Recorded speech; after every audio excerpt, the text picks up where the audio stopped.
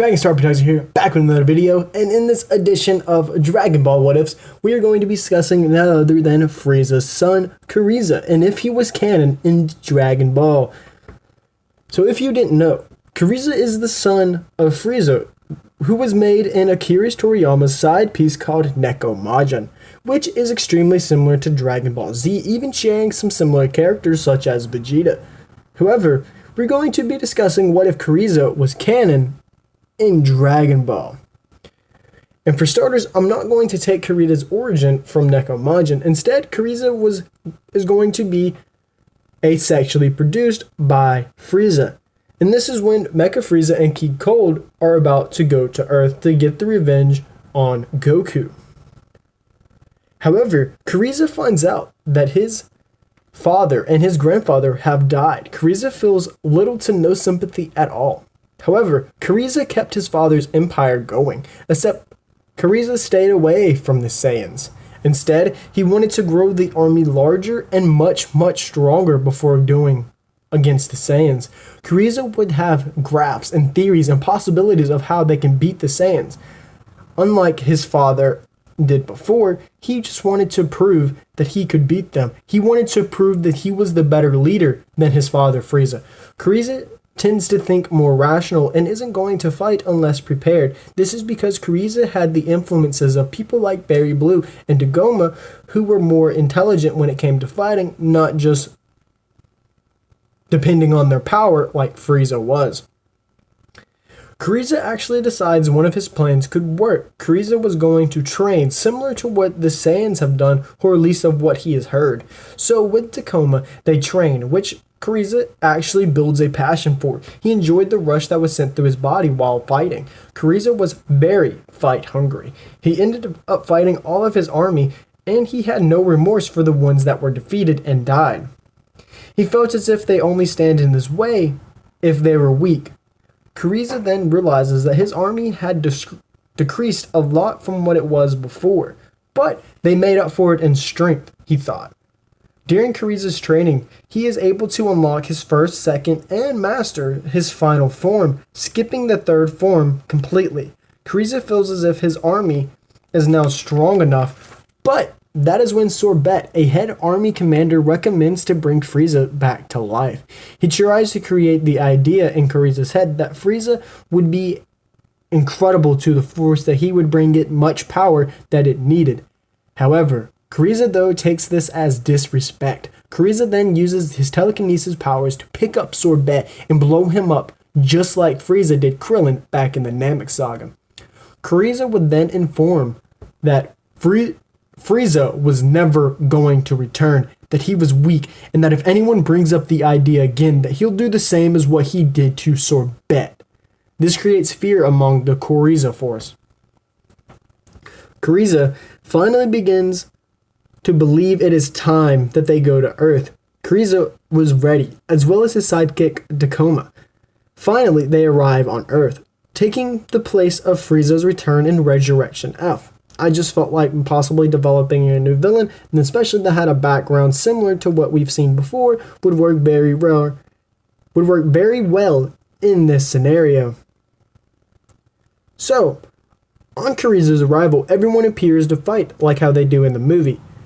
However, the very first change is that Togoma, he doesn't charge into the fight. Instead, he lets all the other soldiers go first. Togoma waits until Kuriza allows him to fight. Togoma first darts in at Gohan, realizing that he was the only Saiyan out there and was really the only reason why they went to Earth in the first place. This is when Piccolo and Krillin put together though that this isn't Frieza. Then Kuriza speaks up. "Oh goody, you all know of Frieza. Well, let me tell you something about him. He was a weak, a coward, and a horrible father, and not for him I will eliminate all Saiyans, but to prove my dominance over him, proving that I am the strongest in the universe and the strongest empire leader that has ever been." The Z Fighters are all shocked to hear this. Was Frieza's more evil son? Gohan and Togoma, though, were still fighting it out, but Kuriza was urging to fight himself, so flew up and kicked Piccolo right in the face. Piccolo goes flying back.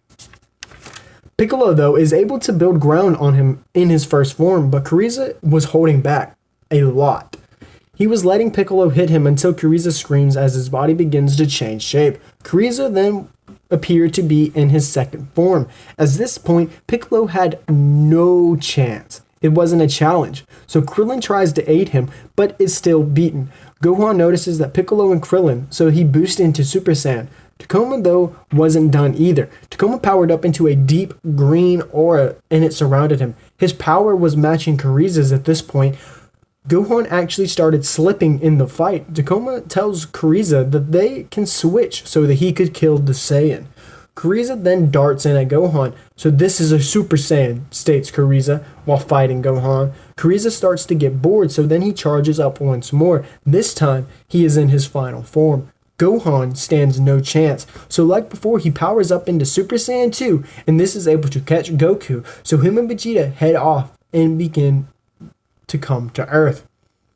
There won't be a Captain Ginyu returning either in this scenario, because Kuriza and Togoma are much more smarter than what they were in Resurrection F. So anyway, Vegeta and Goku arrived to aid against Kuriza.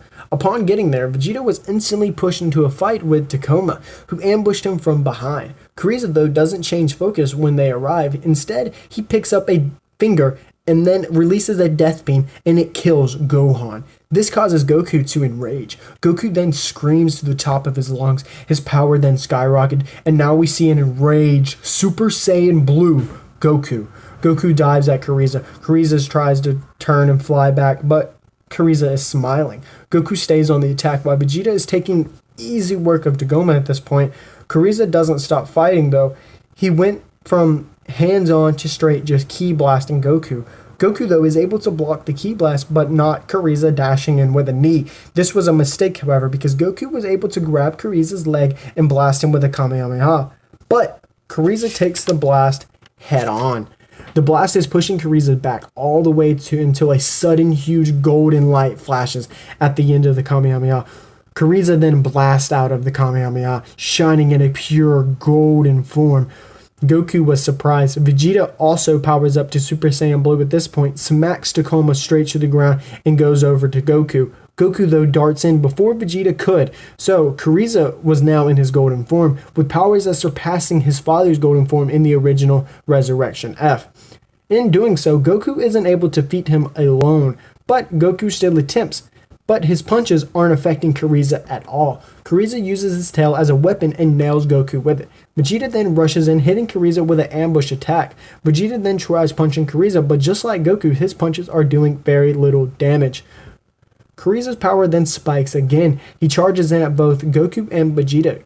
Kuriza is holding off the two Super Saiyan Blues. This is when Kuriza started building a death ball. It was enormous. It was growing in size dramatically. Kuriza wasn't only going to take out the Saiyans that was there, but all of the Earth. However, before Kuriza could throw the death ball, he was actually reducing back to his base form, or his final form. Goku capitalizes in on the opening by blasting a Kamehameha. Vegeta then follows with a final flash. Kuriza winds up in the attack and ends up dead, just like his grandfather King Cold and his father Frieza.